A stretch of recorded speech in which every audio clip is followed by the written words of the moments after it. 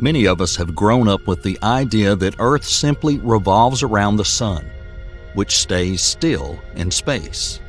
But in reality, the big picture is much more complicated and fascinating. As we delve deeper into how Earth actually moves through the galaxy, we'll find that our planet not only revolves around the Sun, but is dashing through space at an incredible speed at the same time, along with our entire solar system.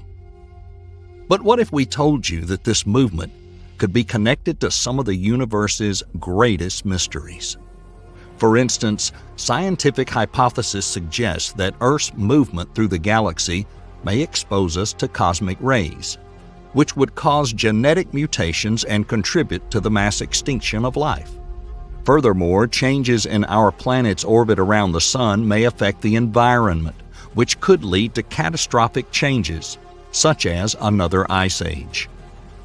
Understanding how our planet moves through the universe, we can appreciate our place in space more. We may even find clues to answer some of the bigger questions, such as how our galaxy formed and what the future holds for us.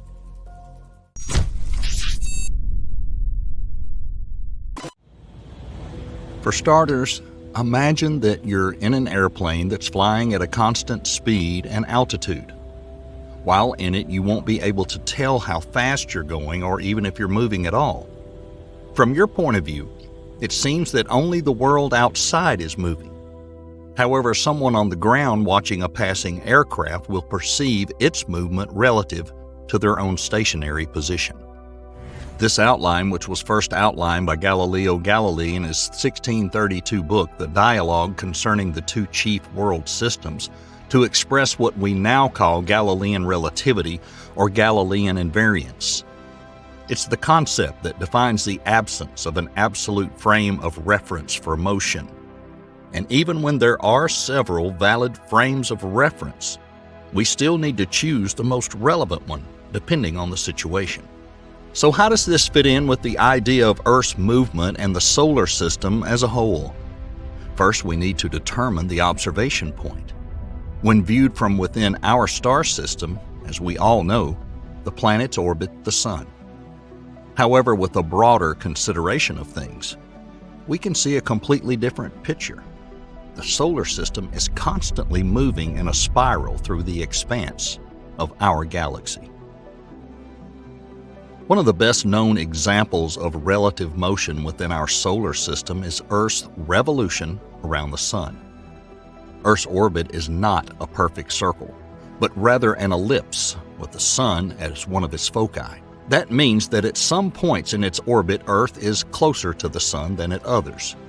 When Earth is closest to the Sun, it is said to be at perihelion, and that the farthest point in its orbit in relation to the Sun is known as aphelion. These 2 points occur at regular intervals. Earth reaches perihelion around January 3rd and aphelion around July 4th, which is evident with the seasonal changes of the weather. You know the usual depiction of the solar system, with the Sun in the center and the planets revolving around it. Well, that's not a completely accurate representation of the movement within our planetary system. You see, the planets don't just revolve around the Sun, but they also pull it in, causing it to shift. For example, the gas giants Jupiter and Saturn have a particularly strong gravitational influence on the Sun and Earth, which causes small changes in the shape and orientation of their orbits. When Jupiter and Saturn are even remotely lined up, they have a significant effect on all the bodies in the solar system. This effect is known as the perturbation of the outer planets. Over time, these subtle changes in Earth's orbit can accumulate, leading to long-term changes in the planet's climate and overall environment. These changes are known as Milankovitch cycles. One of the aspects of the Milankovitch cycles is the change in the tilt of the Earth's axis, which shifts from about 22 to 24.5 degrees in a cycle of about 41,000 years.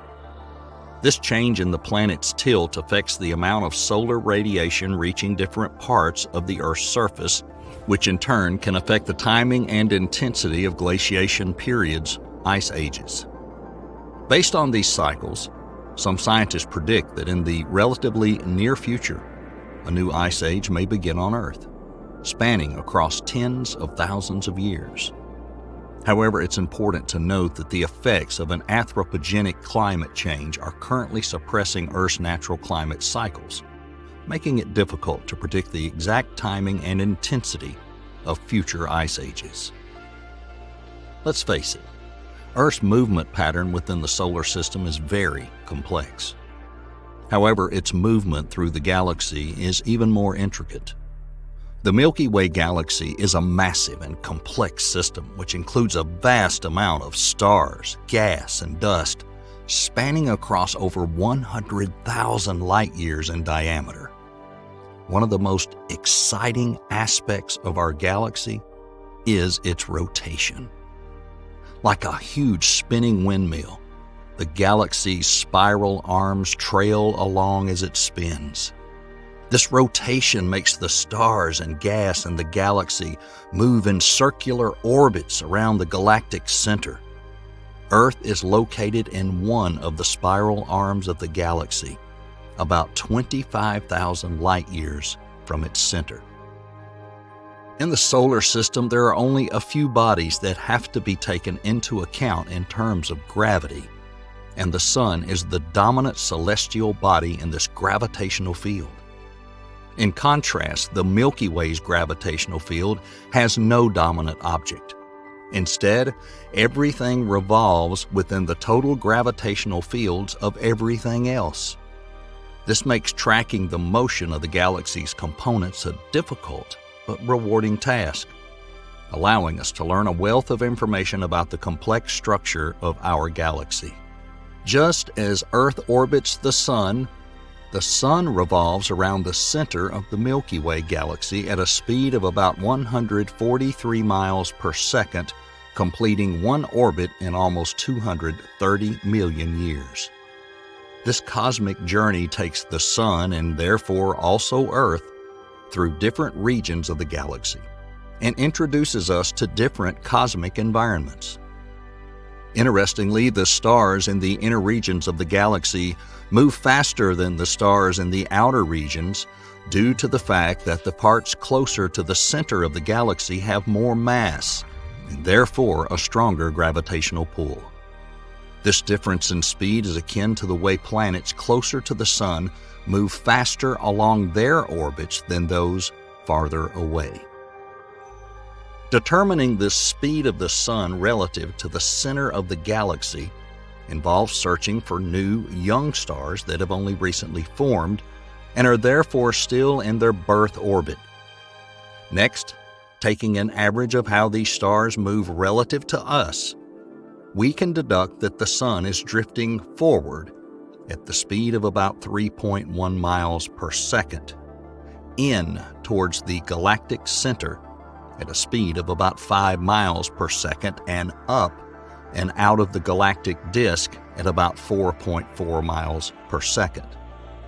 This small, peculiar motion has huge implications for the path that the Sun and solar system take through the galaxy.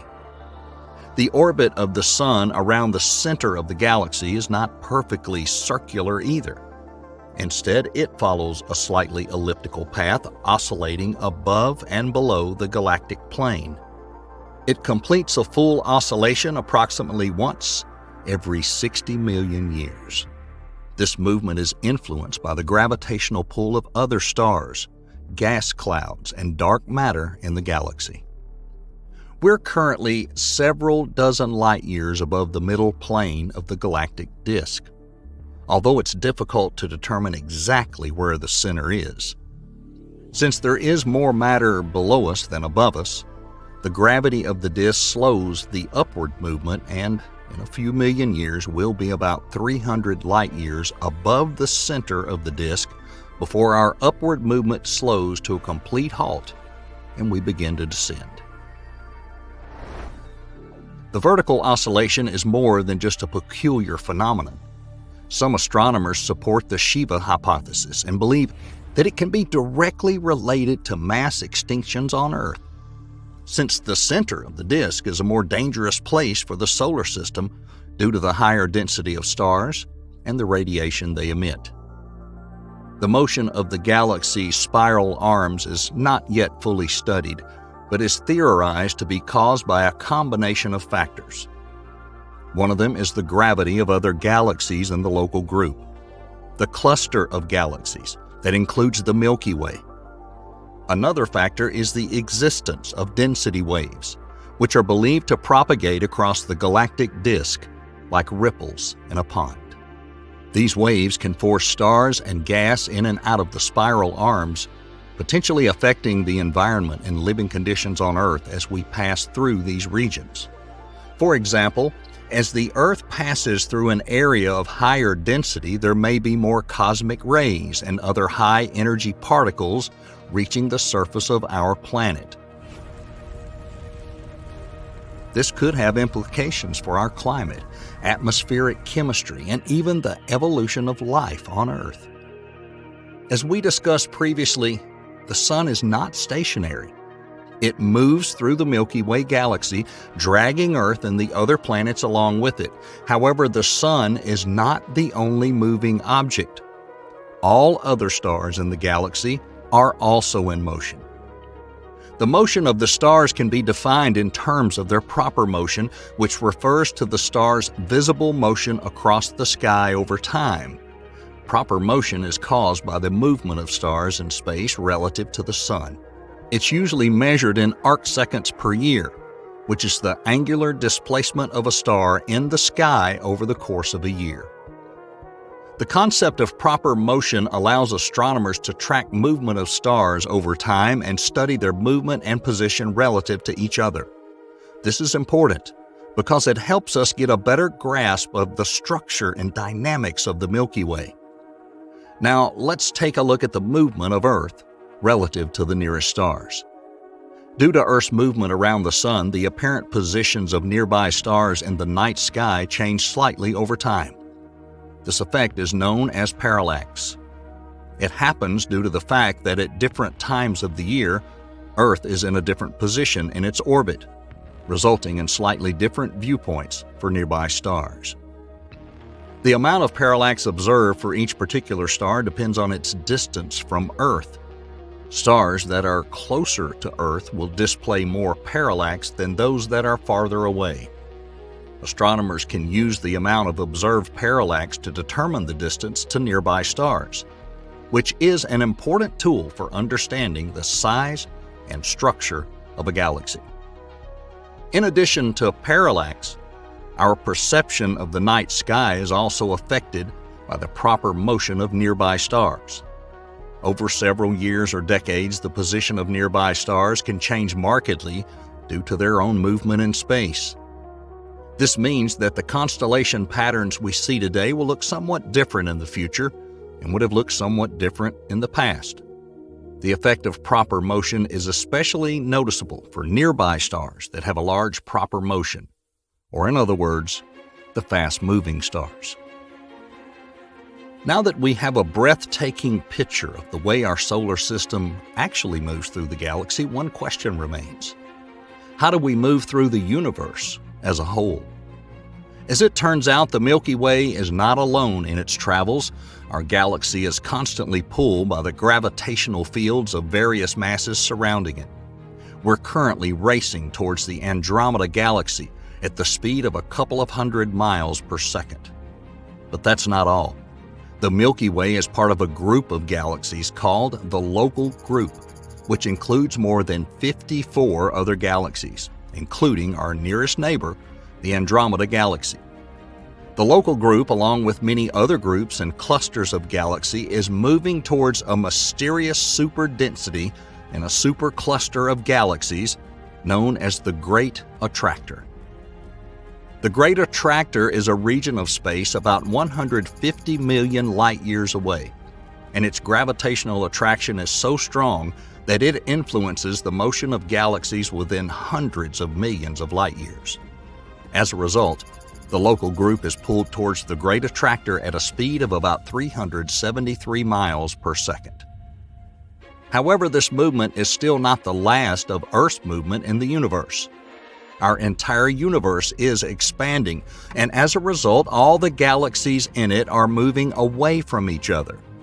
This expansion is not a movement in space, but rather a stretching of space itself.